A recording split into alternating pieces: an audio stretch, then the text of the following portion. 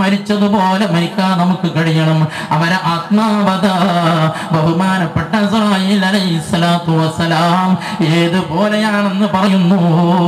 ഒരു തോൽപാത്രത്തിന് ഒരു ചെറിയ ദ്വാരമുണ്ടായാൽ ആ ദ്വാരത്തിൽ ഒരു നൂലിട്ട് കൊടുത്താൽ ആ നൂലിലൂടെ വെള്ളത്തുള്ളികൾ ഉറ്റുറ്റായി വീഴുന്നത് പോലെ വളരെ നല്ല രൂപത്തിൽ, വേദനയില്ലാതെ വളരെ നല്ല രൂപത്തിൽ അതാ മെല്ലെ മെല്ലെ സ്വാലിഹീങ്ങളെ ആത്മാവ് പിടിക്കുന്നു.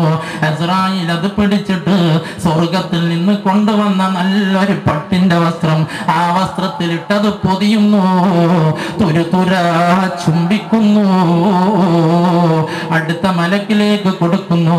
സഹോദരിമാരെ, വീണ്ടും അത് കൈമാറുന്നു. കൈമാറി ആകാശത്തേക്ക് എത്തുന്നു. ആകാശത്തിലേക്ക് എത്തുമ്പോ ആകാശ കവാടം അവന്റെ ആത്മാവിനെ സ്വീകരിക്കാൻ തുറക്കപ്പെടുന്നു. ഒന്നാം ആകാശത്തുള്ള മലായിക്കത്ത് വന്നിട്ട് എന്തോ ഒരു ഉഷ്ണമായ വരവേൽപ്പ് അല്ലേ, രണ്ടിലും വരവേൽപ്പല്ലേ, മൂന്നിലും വരവേൽപ്പ്, എല്ലായിടത്തും വലിയ സ്വീകരണം ഏറ്റുവാങ്ങി നിന്നെ ആനയിച്ചു കൊണ്ടുപോവുകയാണ്. എന്നിട്ട് ഇല്ലേ, സ്വർഗത്തിലൊരു പദവിയാണ്, അവിടെ നിന്റെ പേര് രജിസ്റ്റർ ചെയ്ത് നിന്റെ ആത്മാവ് തിരിച്ചുവിടുന്നു എങ്ങോട്ട്? ഭൂമിയിലേക്ക്. അപ്പോഴേക്ക് നിന്നെ കൊണ്ടു ചെന്നതാ, നിന്നെ കുളിപ്പിച്ച് നിന്നെ കഫൻ ചെയ്ത് പള്ളിയിൽ കൊണ്ടുപോയി നിസ്കാരം കഴിഞ്ഞ് ആളുകൾ അതാ വല്ലാതെ കൂടുതലൊന്നും വെക്കില്ലല്ലോ, കുറച്ച് സമയം വെച്ച് വരേണ്ടവരൊക്കെ വന്നു എന്ന് കണ്ടാൽ നിന്നെ മാറ്റി ചമയിച്ച് ഖബറിലേക്ക് കൊണ്ടുപോയി നിന്റെ ഭൗതിക ബോഡി വെക്കുമല്ലോ. ഒരാളുമില്ലാത്ത, തിരിഞ്ഞും മറിഞ്ഞും കടക്കാൻ സ്ഥലമില്ലാത്ത, ഒരു ലൈറ്റ് പോലുമില്ലാത്ത, ഒരു ദ്വാരമെങ്ങാനും ചെറുതെങ്കിലും ഉണ്ടെങ്കിൽ മൂടുകല്ല് വെച്ചതിന് ശേഷം ആ ദ്വാരം പോലും കുഴിയന്മാർ ഇല വെച്ചുകൊണ്ട് മണ്ണ് തേമ്പി അടയ്ക്കുകയാണ്. എന്നിട്ടോ സഹോദരിമാരെ, അതിന് മേലെ നമ്മുടെ മക്കൾ നെഞ്ഞത്തേക്ക് മണ്ണിട്ട്, കുടുംബക്കാര് മണ്ണിട്ട്, ആരാരുമില്ലാതെ നമ്മെ ഒറ്റക്കാക്കി പോരുന്ന വേള, സഹോദരന്മാരെ സഹോദരിമാരെ, നമ്മൾ ഒറ്റക്ക് കിടക്കുമ്പോ നമ്മുടെ ആത്മാവതാ നമ്മളെ ഖബറിൽ ഭൗതിക ബോഡിയിലേക്ക് ഇട്ട് തരുന്നു. നമുക്ക് ജീവൻ ഉണ്ടാകുന്നു, നമുക്ക് ജീവൻ ഉണ്ടാവുകയാണ്. നിമിഷങ്ങളെ കൊണ്ട് ആളുകളൊക്കെ അവിടെ നിന്ന് ഒഴിഞ്ഞു പോയാൽ അവരൊക്കെ നിൽക്കുന്നൊരു സമയമുണ്ടല്ലോ, ആ സമയം കഴിഞ്ഞാൽ എല്ലാവരും അവരവരെ വീട്ടിലേക്ക് പോകുമല്ലോ. നിങ്ങൾക്കറിയുമോ, ഒരു മയ്യത്തിനെ ഖബറിലേക്ക് കൊണ്ടുപോയി വെക്കുമ്പോ മയ്യത്തിന്റെ കൂടെ 3 വസ്തുക്കൾ പോകുന്നുണ്ട് പോൽ. ഏതൊക്കെയാണെന്നറിയോ? ഒന്ന്, നിന്റെ കുടുംബം. ആ കുടുംബക്കാർ നിന്നെ എത്ര സ്നേഹിച്ച കുടുംബക്കാരാണെങ്കിലും ആരാരും നിന്റെ ഖബറിൽ ഇറങ്ങിക്കിടക്കുന്നില്ല. എല്ലാരും ഖബർ വരെ വരുന്നു, ഖബറിലേക്ക് എത്തി നോക്കുന്നു, കുഴി ശരിയായിട്ടുണ്ടോ എന്ന് നോക്കുന്നു ചിലർ, മറ്റു ചിലർ ആവേദനയോടെ വന്ന് നോക്കുന്നു. എന്നിട്ടോ ഖബറിന്റെ വക്കില് വരെ ഉള്ളിലേക്ക് ഒരാളുമില്ല. പലപ്പോഴും നമ്മൾ തെറ്റ് ചെയ്തതും ദോഷം ചെയ്തതും നമ്മുടെ സുഹൃത്തുക്കളെ കണിവലയിൽപ്പെട്ടിട്ടാണല്ലോ.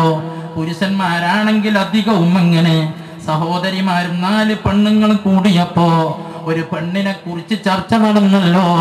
അങ്ങനെ അവളെ കുറിച്ചുള്ളതും ഇല്ലാത്തതും പറഞ്ഞ് എന്തെല്ലാം പറഞ്ഞ് കുറെ സമയം ചെലവഴിച്ചല്ലോ. കമ്പനി ഇങ്ങോട്ട് കിട്ടിയപ്പോ ഹരമൂത്ത് പലതും പറഞ്ഞു പോയല്ലോ. ഒരു വർത്തമാനം പറയുമ്പോ ഉമ്മമാരെ 100 വട്ടം ചിന്തിക്കണം കേട്ടോ. അതിൽ വല്ല നിജസ്ഥിതിയുമുണ്ടോ? ഞാൻ ഈ സംസാരിക്കുന്നത് കൊണ്ട് എൻ്റെ റബ്ബിന്റെ അരികിൽ എനിക്ക് ആഖിറത്തിൽ ഉപകാരം കിട്ടുമോ? ഇത് 100 വട്ടം ചിന്തിച്ചിട്ടല്ലാതെ നിങ്ങളൊരു സംസാരവും സംസാരിച്ചു പോവരുത്.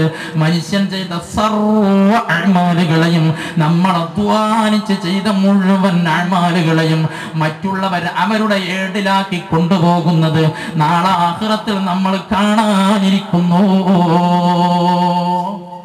നമ്മൾ നിസ്കരിച്ചിട്ടുണ്ട്, നമ്മൾ ഒരു വഖത്തും നിസ്കാരം ഒഴിവാക്കാത്ത ഉമ്മമാർ എൻ്റെ മുന്നിലുണ്ടാവും. നല്ലവരായ സഹോദരിമാർ നിത്യേന ഖുർആൻ ഓതിയിരുന്നു, എല്ലാ നന്മകളും ചെയ്തിരുന്നു. പക്ഷേ ആഖിറത്ത് ചെല്ലുമ്പോ നമ്മളെ വീടിൽ അതൊന്നും കാണാനില്ല. എന്താ സംഭവിച്ചതെന്നറിയോ? നിസ്സാര വാക്കുകളെ കൊണ്ട് നമ്മളെ അമാല് മറ്റാരോ കൊണ്ടുപോയി. നിങ്ങൾക്കറിയോ, ബീബി ആയിഷ റളിയല്ലാഹു തആല അൻഹ ഒരിക്കൽ റസൂലുള്ളാഹിന്റെ സദസ്സിലിരിക്കുമ്പോ കുറിയ ഒരു പെണ്ണ് വന്നു, നീളം കുറഞ്ഞൊരു പെണ്ണ് വന്നു, ഒരു ചോട്ടാ പെണ്ണെന്തോ ആവശ്യത്തിന് വേണ്ടി വന്നതാ. വന്ന ആവശ്യം നിർവഹിച്ച് പെണ്ണ് തിരിച്ചു പോയപ്പോ ബീബി ആയിഷ റളിയല്ലാഹു തആല അൻഹ ആ പെണ്ണിലുള്ള ഒരു കാര്യം പറഞ്ഞു. എന്തായിരുന്നു പറഞ്ഞത്? എന്താണ് ആ പെണ്ണിനെ ഇത്ര ചെറുതാക്കിയതാവലെ തങ്ങളെ എന്ന് അള്ളാഹുവിന്റെ ഹബീബിനോട് പറഞ്ഞു. ഒരാക്ഷേപ വാക്കാണോ? ഉള്ള ഒരു സത്യമാണ് ഇവിടെ പറഞ്ഞത്. ആ പെണ്ണിനെ ഇത്ര ചെറുതാക്കിയത് എന്താണാവോ എന്ന് ബീബി ആയിഷ റളിയല്ലാഹു തആല അൻഹ അള്ളാഹുവിന്റെ റസൂലിനോട് പറഞ്ഞു. റസൂലുള്ളാഹി തങ്ങൾ പറഞ്ഞു, യാ ആയിഷ ഖദ് ഇഖ്തബ്തിഹാ, ആ പെണ്ണിനെ കുറിച്ച് അങ്ങ് ഗീബത്ത് പറഞ്ഞു പോയി, അങ്ങ് ഗീബത്ത് പറഞ്ഞു പോയി. എന്റെ സഹോദരിമാരെ, നിങ്ങൾ ചിന്തിക്കണം, എത്ര സഹോദരിമാരെ കുറിച്ച് നമ്മൾ നേരം വെളുത്ത് വൈകുന്നേരമാകുന്നതിനിടക്ക് പറയലുണ്ട്. ഗീബത്തും നമീമത്തും പറഞ്ഞ് നമ്മുടെ സമയം. 4 സ്ത്രീകൾ ഇങ്ങോട്ട് കൂടിയാൽ മറ്റുള്ളവരെ കുറിച്ച് കുറ്റം പറയുക, ഇമ്മാന്റെ കുറ്റം മരുമക്കൾ പറഞ്ഞു പരത്തുക, മരുമക്കളുടെ കുറ്റം അമ്മായിമ്മയും പറഞ്ഞു പരത്തുക. നിസ്സാര പ്രശ്നമേ ഉണ്ടാവുകയുള്ളൂ.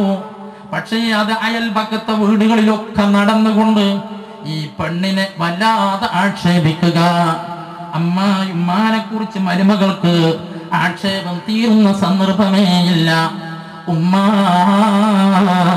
എന്റെ പെങ്ങന്മാര്, നമ്മൾ അധ്വാനിച്ച അമാലുകളൊക്കെ വെറുതെ മറ്റുള്ളവർക്ക് കൊടുക്കണോ?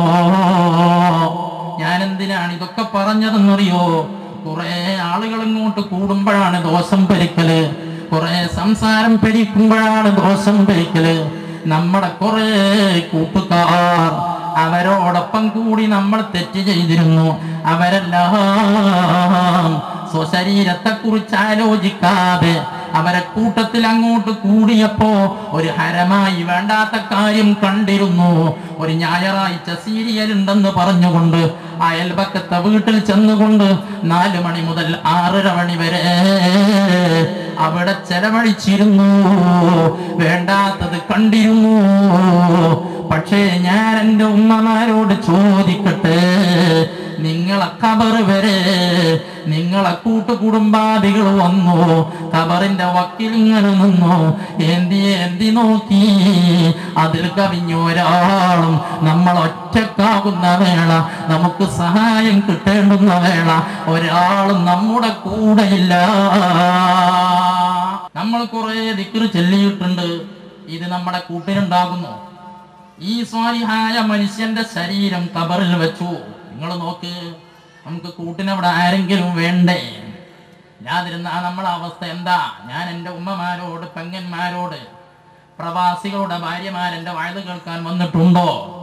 എൻ്റെ ക്ലാസ്സിൽ വന്നിട്ടുണ്ടോ? നിങ്ങളെ വീടുകളിൽ നിങ്ങളെ ഭർത്താവ് ജോലി കഴിഞ്ഞ് ലീവിന് വന്ന് 6 മാസം നിന്ന് തിരിച്ചു പോയപ്പോ ഈ 6 മാസത്തിനിടയ്ക്ക് നിങ്ങളൊരു പുതിയ വീടും ഉദ്ഘാടനം കഴിഞ്ഞ് ഭർത്താവ് നിങ്ങളെ തനിച്ചാക്കി ഗൾഫിലേക്ക് തിരിച്ചു പോയിയല്ലേ? നിങ്ങളെ വീട്ടിൽ നിങ്ങൾക്ക് കൂട്ടിനാരുമില്ല. ചെറിയ 6 വയസ്സായ, 8 വയസ്സായ, അല്ലെങ്കിൽ 5 വയസ്സായ, ഒരു 3 വയസ്സുമായ 2-3 കുട്ടികള്, അവരെ നിങ്ങൾക്ക് രാത്രി കിടക്കുമ്പോൾ ഒറ്റക്കൊരു വീട്ടിൽ കിടക്കാൻ നിങ്ങൾക്ക് പേടി വരുന്നു. എന്നിട്ടോ ഭർത്താവ് ചുറ്റുമതിൽ കെട്ടിത്തന്നിട്ടുണ്ട്. അതിന് പുറമേ നിനക്ക് കാവലിന് 1-2 നായകളെയും വെച്ച് തന്നിട്ടുണ്ട്. എല്ലാമായിട്ടും ഏതെങ്കിലും ഒരു ശബ്ദം കേട്ടാൽ നിന്റെ ബെഡിൽ നിന്നൊരു ബട്ടൺ അമർത്തിയാൽ നിന്റെ വീടാകെ ലൈറ്റ് തെളിയുന്ന സംവിധാനമുണ്ട്. പക്ഷേ മോളെ, വിശാലമായ നിന്റെ ബെഡ്റൂമിൽ കിടക്കുമ്പോ സർവ സൗകര്യങ്ങളും ഉണ്ടായിട്ടും ആ ബെഡ്റൂമിൽ നിന്ന്, അപ്പുറത്തെ ബെഡ്റൂമിൽ നിന്ന് ഒരു പല്ലിയുടെ കൊക്കൽ കേട്ടാൽ നിനക്ക് പേടി വരുന്നുണ്ടോ? അല്ലെങ്കിൽ എന്തെങ്കിലും ഒരു വസ്തു, നീ ഉയരങ്ങളിൽ വെച്ച വസ്തു അറിയാതെ ഒന്ന് ചാടിപ്പോയാൽ അതിന്റെ ശബ്ദം കേൾക്കുമ്പോഴേക്ക് നിനക്ക് വേജാറ് വരുന്നുണ്ടോ? നിനക്ക് പേടിയുണ്ടോ? എല്ലാ സൗകര്യങ്ങളുമുള്ള നിന്റെ ബെഡ്റൂം നിന്റെ വീടിന്റെ ഉള്ളിൽ നിന്നാണ് നിനക്ക് പേടിയല്ലേ? പല പെണ്ണുങ്ങളും പേടിയായിട്ട് അയൽപക്കത്ത് നിന്ന് വീട്ടുകാരെ വിളിച്ച് കിടത്തുന്നു, അയൽപക്കത്തെ സ്ത്രീയെ ഇവിടെ കിടത്തുന്നു. മോളെ, ഒരു ലൈറ്റ് ഇടാൻ ഒരു സ്വിച്ചുമില്ല, വെറും മണ്ണ് വിരിച്ച മെത്തയിൽ കിടക്കുന്നു. തിരിഞ്ഞും മറിഞ്ഞും കിടക്കാൻ ഇടമില്ലാതെ ഒരു കുടുസായ വീടില്ലേ? മൂട്